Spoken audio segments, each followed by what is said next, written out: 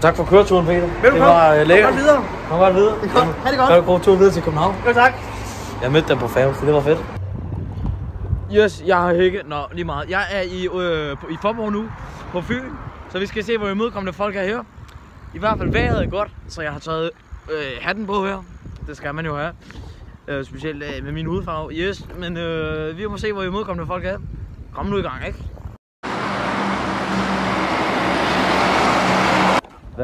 Så I kommer fra Faaborg, ikke? Ja. Du kommer fra din mor. Ja, det er også. Men er det en god by, eller hvad? Stille og roligt, der skal ikke så meget. Er det for god is? Ja. Okay. Og så er der rigtig mange LGBT her. Er der mange LGBT? Ja. Altså folk, der er homo og så videre, og lesbiske og så videre? Ja, oppe på vores skole, der piller folk hinanden i røven. Gør det det? Er det en fed skole? Nej. Man må gerne brænde. Hvad? Man må gerne brænde sådan noget med lærerne indeni. Man må gerne brænde ned med lærerne indeni. Hvis det skal... Hvorfor? De er pisse træls. Der i sommer, der var der kvinderne er lige så tykke som mænd hernede. Er kvinderne lige så tykke? Ja, som mænd. Nej, det er et dårligt tegn, eller hvad? Meget. Spiser kvinderne meget over, eller hvad? Prøv at kigge dem. Jeg kan da godt se der. Du kan bare med på gang. Nå, vi er på vej ind på deres skole nu. Vi skal snakke lidt om mælke... Nej, jeg ved ikke, hvad vi skal snakke om. Hvad tror du, vi skal snakke om? Hvorhen? Jeg tror, jeg må komme ind på jeres skole. Jeg plejer ikke at være særlig glad for gæster. Ja, men Ditte, hun går her hele tiden. Jeg er en god gæst. Ja.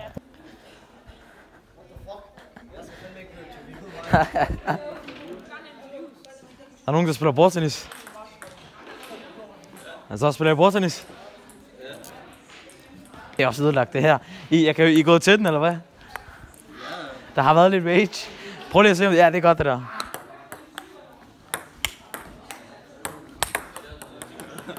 Okay, kamp til 5 gutter.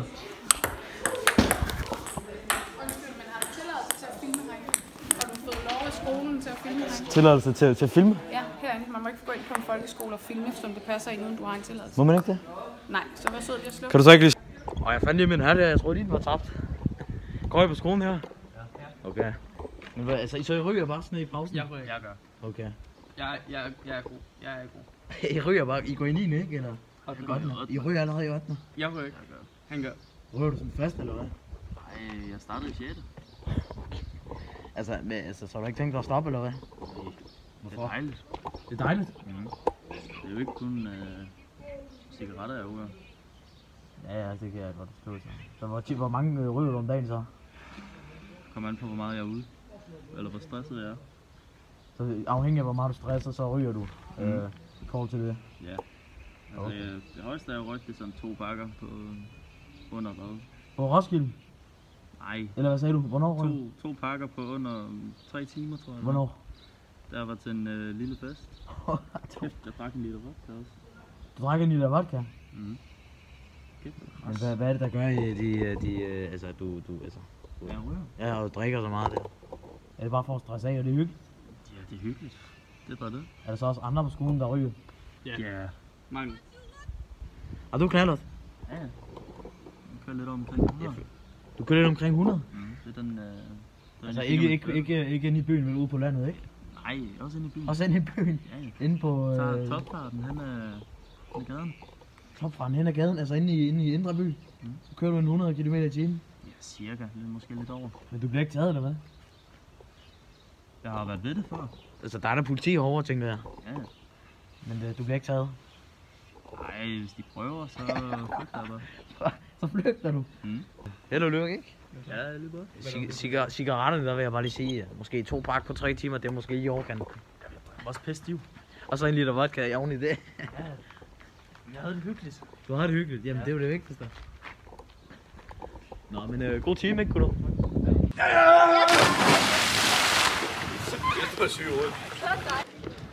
Er det ikke? Det er sgu da idyllisk, det her sted, hva'? Hvad? Det er idyllisk. Ja. Det er fantastisk. Ja. Meget godt sted her. Ja. Værft. Vaft. Et Faaborg værft. Og hvad er det for noget så? Det er Skive. De bygger skibe. Bygger I skibe? Ja. Gør I det? Ja. Er det svært? Ja, der er jo ikke noget, der er nemt i vores dage. Der er ikke noget, der er nemt i vores dag? Nej. Nej. Kan jeg så sove hos jer i aften? Nej, det kan du. Nej? Nej, det vil jeg bruge til. Ah, okay. Det forstår jeg godt. Så. Ja, men For at snakke for.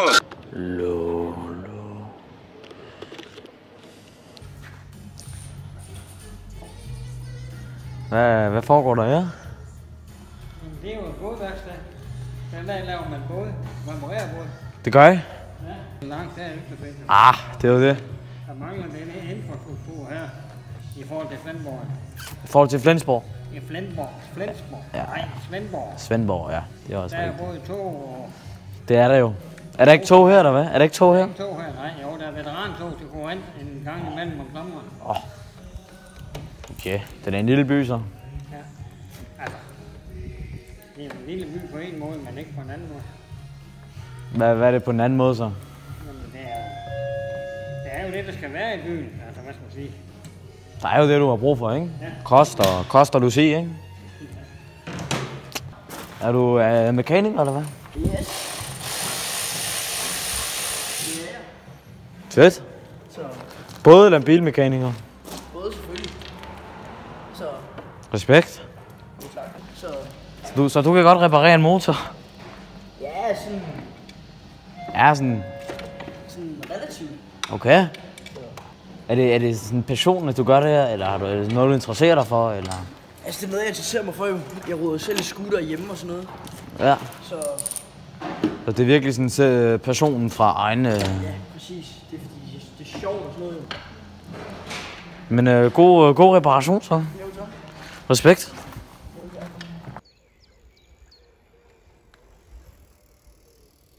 Op sådan der. Det er for, at folk har noget at lege med. Det er kommunens gave til folket, at man har noget at lege med og lege på og bade fra og spille bold i og sådan lidt. Der er lidt at hygge med. Er det her folk hænger ud om sommeren for eksempel? Ja. Ret meget. Er der mange folk her om sommeren så, eller? Ja. Det er der faktisk. Og også lækkert, hva'? En hel masse i weekenden, hvor der er rigtig mange. Som er halvt så stor. Nej, en fjerdedel. Den Ja. går over til Bjørnø, der ligger lige der. Bjørnø, så det der, det er Sydfynske Øer, det der, det vi kan sige. Du er ikke lokal, kan jeg høre. Nej, det er jeg ikke. Det er jeg virkelig ikke. Er I det? Ja. Okay. Men hvad skal I nu? Vi skal tilbage. Og Skal vide? det er alt det her gods, og så når vi er færdige med det, så er det jo frokost. Jamen det var det, jeg skulle til at spørge. Det er frokosttid, ikke? Kunne jeg være med der? Ja, men det skal vi jo tilbage på Rådhuset og have i vores kantine. Ja. Og det er jo faktisk kun for ansatte. Er det kun for ansatte? Det er ikke, hvorfor? Det er jo ikke sådan et sted, altså det kan man måske andre steder invitere folk med ind i kantiner og sådan noget, men det er jo kun for Rådhusets ansatte. Ja, okay. Det er ikke noget, og så... Men det kunne da være spændende at spørge lidt ind til Faaborg Kommune og sådan noget. Sådan, kom derind, hvis det var muligt. Kunne vi ikke finde ud af et eller andet... Det kunne da være fedt. Det er jo ikke fordi, jeg gider at betale. Det er mere bare for selskabet. Jo, jamen... Du kan få mit nummer, så kan du skrive til mig, når du... Ja, det kan du da sikkert godt. Vi spiser fra halv 1 til 1. Ja, der kommer jeg da bare. Over i Mellemgade 15. Lige heroppe bagved. Mellem med 2 eller, ikke? Mellemgade 15. Ja, Det okay. er Faaborg Gamle Rådhus. Mellemgade 15. Så, Hej lidt. Ja. Jamen Jeg altså. skal lige prøve at se, om vi kan nå tilbage, for vi skal lige ud med noget udstyr også og sådan lidt. Ja. Så kommer du bare ind i nede ved Borgerservice hoveddøren. Ja. Så kommer jeg ned og finder dig. Okay. Jamen ved du hvad, vi ses. Jeg synes Faaborg virker til at være en ret fin by indtil videre.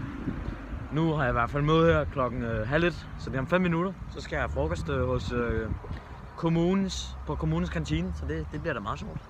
Det er faktisk lige derinde, så vi må se, hvad det siger.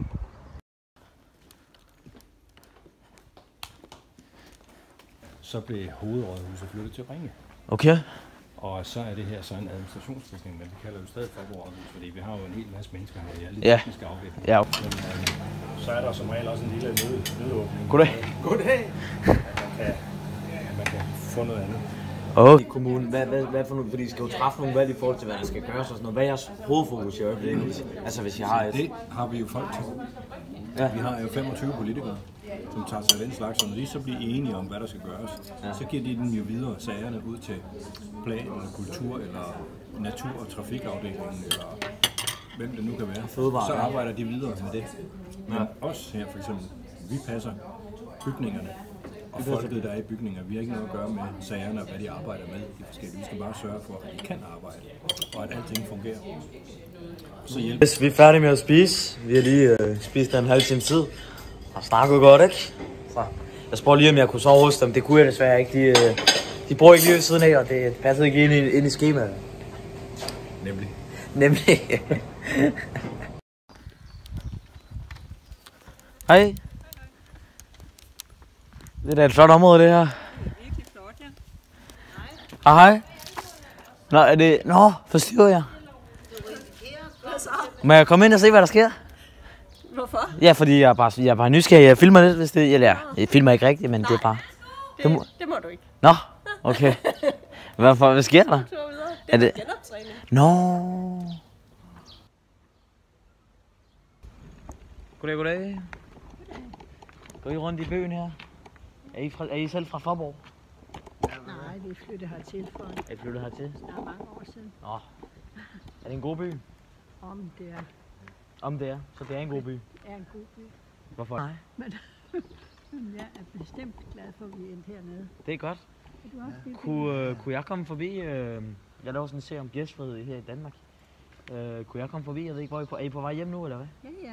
Skal jeg komme med? Vi bor lige over i Vikingården. Fedt. Skal jeg komme med? Det må du bare gerne. Ja, men så kommer jeg kommer med. Hvis du kan klare det her langsomt. Ja, det kan jeg da godt. Hej. Hej. Ja. I fylder ikke så meget. Er vi skruer fjorden? Det gør vi jo. Ja.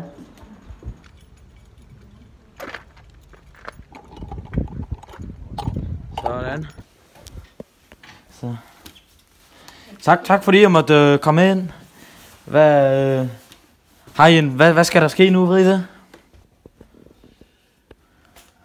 Så. Har han Alzheimer? Ja. Hvad vil det sige at have Alzheimer? Det er demenssygdom. Er det det? Ja. Så det vil sige, at man mister simpelthen viden? Ja. Man mister hukommelse? Ja. Nå. Så han kan huske ting fra gamle dage. Kan han det? Ja, men han kan ikke huske, hvad dag det er. Han kan ikke... Han ved godt, hvem du er, ikke? Ja. Alt det nutidige. Ja, okay. Det kan han godt. Nå, Alzheimer. Ja, okay. Det kender du slet ikke. Jo, jeg ved godt, hvad dement er. Jeg ved bare ikke, hvad Alzheimer er. Jeg vidste ikke, det var det samme. Det er den almindeligste form for dement. Nå, okay. Så... Men hvordan er det så at være sammen med en mand, der er dement? Altså, du har jo også oplevet ham, når han ikke var dement, ikke? Når han ikke har haft Alzheimer's, ikke? Jamen, kører bare løs. Svar på de samme spørgsmål et par gange eller 5 om dagen. Er det rigtigt? Stiller man dig det? Nej, men fordi du har jo kendt ham på begge måder, og du elsker ham lige så meget, ikke? Ja, det gør du. Uendelig meget. Uendelig meget, ja. Og nu kommer jeg til at plukke. Ja. Jeg er slet ikke klar over, hvad det går ud på. Nej, det er måske også. En ung mand er rundt og finder ud af, hvor gæstfri vi er. Forskellige steder. Han har været i Aarhus og i Sønderborg. Ja, men prøv at se, hvor jeg er nu. Den ved sådan en mølle her. De kalder den for Gamle Mølle, tror jeg, eller Stubbe Mølle. Jeg er trukket ud af Faaborg lige her for at se lidt, hvad der sker herude på landet. Og så er jeg også sådan set taget ud til Svanning, eller det er planen i hvert fald, for at se bakkerne. Det er jo det, man kalder de fynske alper, så det skal jeg helt klart se. Men ellers så prøver jeg jo bare at finde nogen, jeg kan sove hos klokken 4, så jeg skal da heller ikke vente alt for meget. Solen er i hvert fald hardcore, så det er godt, jeg lige har den her beret med, som man kalder den. Så vi må se, hvor det bringer mig. Men prøv lige at se den her flotte mølle her. Fantastisk.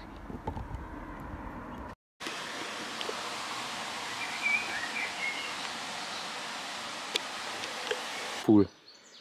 2 påfugle, det har derovre. Hold, det er helt fløjse, hva'?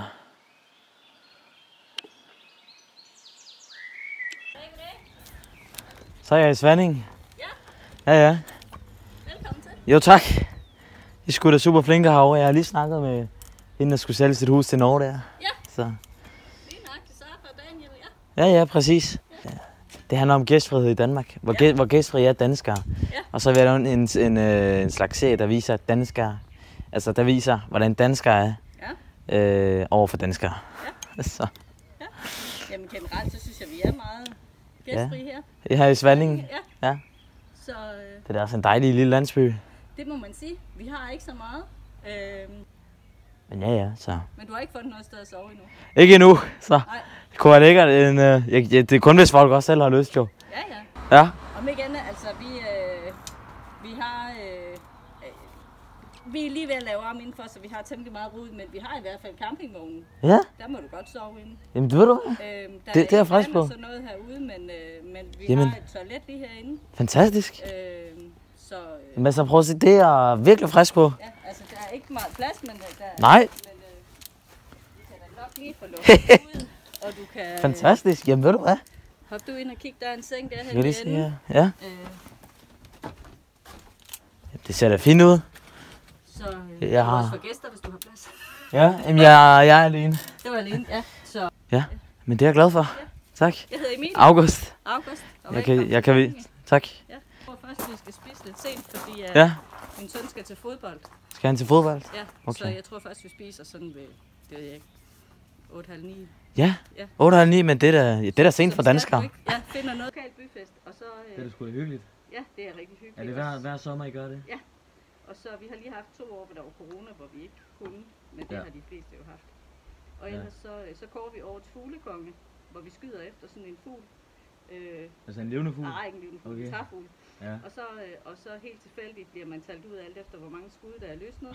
Okay. Og ja, alt efter om man kan blive der, om ikke der er mange regler. Og så... Ja, men det... Og så kan man... Hvad kan man vinde? Jamen, det er æren. Æren. Det er egentlig også det bedste. Ja, det er det. Det er godt. Jamen, vi ses så, ikke? Jeg stiller lige mine ting, så tager jeg afsted. Det er godt. Ja, men jeg har fundet et sted at sove til i aften, så det er fedt. De virker super flinke. Virkelig flinke. Super imødekommende. Jeg har kun gode indtryk af Fyn indtil videre. Så det er virkelig fedt. Nå, jeg har tænkt mig at cykle lidt rundt her. Så tage ind til kirken. Og så måske se hende præsten der, som hun nævnte. Hvorfor rejse rundt i verden, når man kan holde ferie i sit eget land? Prøv lige at se, hvor det her... Hvor flot det her er.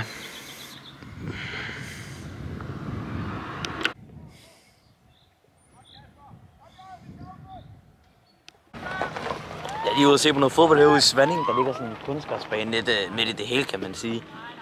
Så det er meget griner. Det spiller noget godt på. Er det godt at være målmand? Ja, det er stille og roligt. Der sker ikke så meget lige nu, vel? Nej.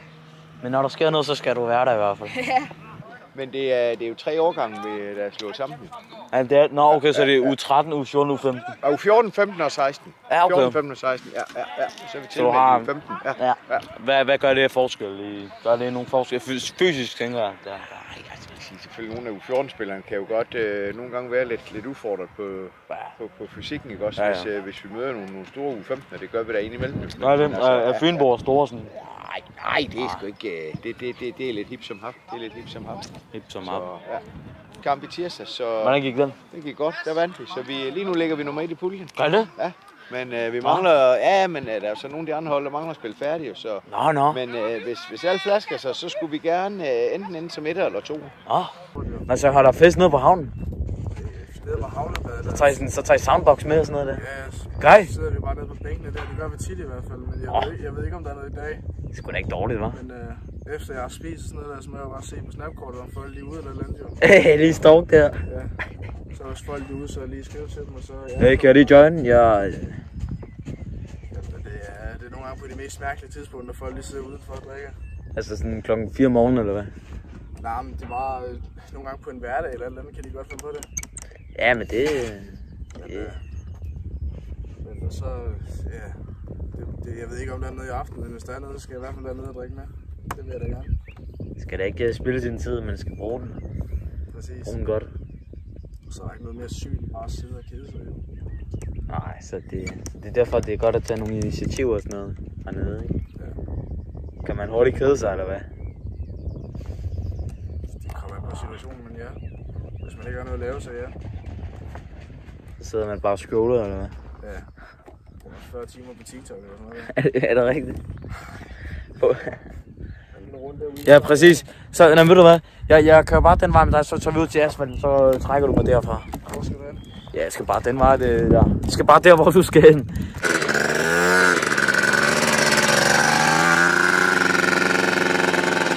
Nu bliver jeg trukket af knaller, så nu gør vi. Jeg ved ikke lige, hvordan jeg har tænkt sig at gøre.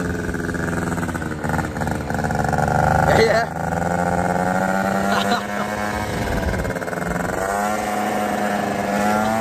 Ja, tak. stik mig.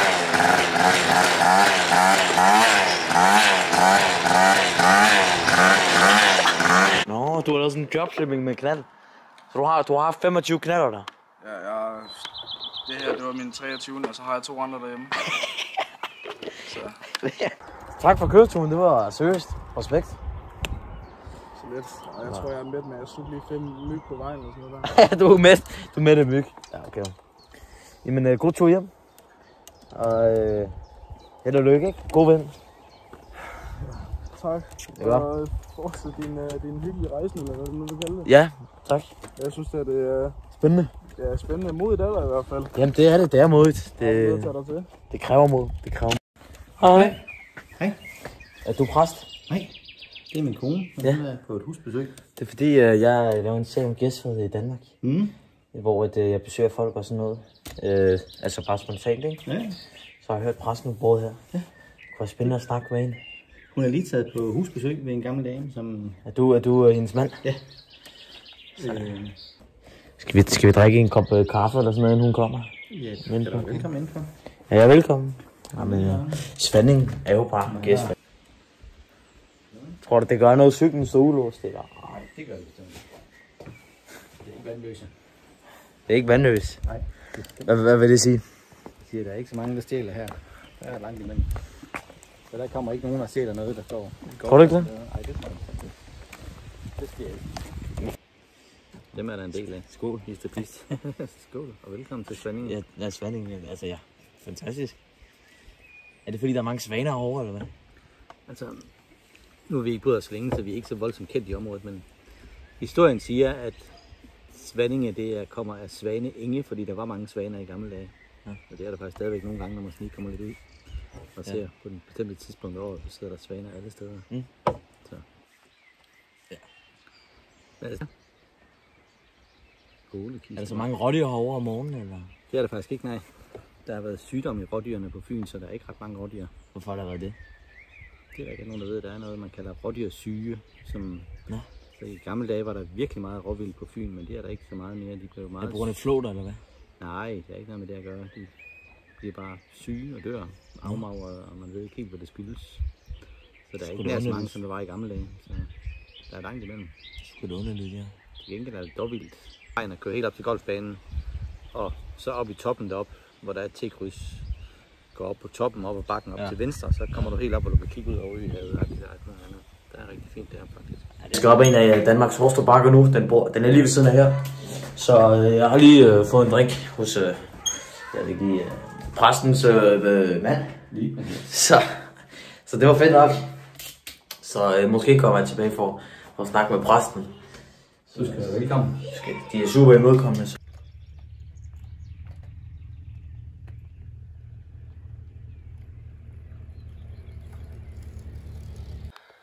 Ja, men så nåede jeg toppen med bakken. Prøv at se udsigten her. Jeg ved ikke om på kameraet det giver lige så godt. Men fantastisk udsigt. Så meget kan jeg sige. Frihed.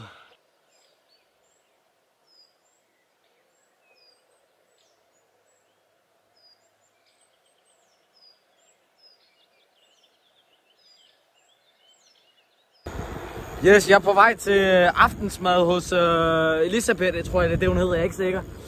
Prøv lige at se nedfart her, gutte. Jeg trykker en gang i pedalen, og jeg går bare fremad. Så ved du hvad, det glæder jeg mig til. Jeg har lige et nyt udsigten her i noget tid. Så ja, så er det på vej derover, og så er det det. Hallo. Hej. Velkommen tilbage. Ja, tak. Hej. Hej. Det er min mand. August. Velkommen. Tak. Jeg lige, tak fordi jeg måtte sove i jeres campingvogn. Ja, velkommen. Ja, tak. Det ser lækkert ud. Hvis der er noget, jeg kan hjælpe med, så siger jeg til. Jeg tænker på, tror du måske jeg kunne tage sådan en hurtig brusebad eller sådan noget? Ja, det kan du tro. Så kan jeg det? Ja, det kan du. Så, jeg har nemlig ikke været i bad siden i forgårs. Nej, så. Men det kan du tro, vi finder lige et håndklæde. Er det rigtigt? Tak. Så henter jeg lige mit skiftetøj. Ja, det er jo. Tak. Jeg ved ikke lige det der. Så har jeg været i bad og prøv at se bordet her, der venter os. Det er simpelthen super, det er lækkert. Så. Men det er sgu da frisk, og så lige cykle rundt. Og have fokus på... Jamen, jeg er frisk. Så, og jeg har også tillid til Ja. Yes, men klokken er lidt over 10, og jeg har haft en super skøn aften. Vi har spist ordentligt lækker mad. Så jeg siger tak. Og så i morgen står morgenmad tror jeg, lidt ind i, ikke? Jo. Ja, så tak for selskabet, og tak for det hele. Jamen selv tak, og dejligt, du vil være her. Det er hyggeligt at møde dig. Ja, i lige måde.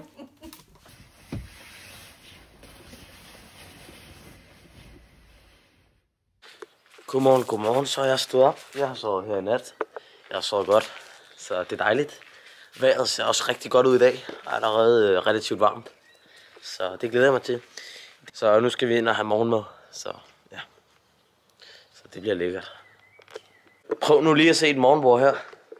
Det er ikke helt dårligt det her. Det er ikke helt tåbeligt. Ja.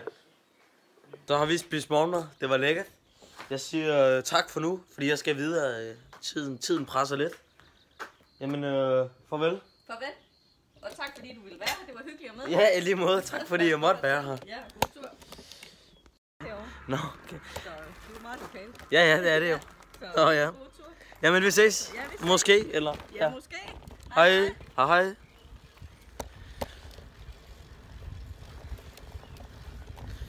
Ja, så Odense, det, eller ikke Odense, ja, så Faaborg-området, det er jo også super gæstfrit, super fedt.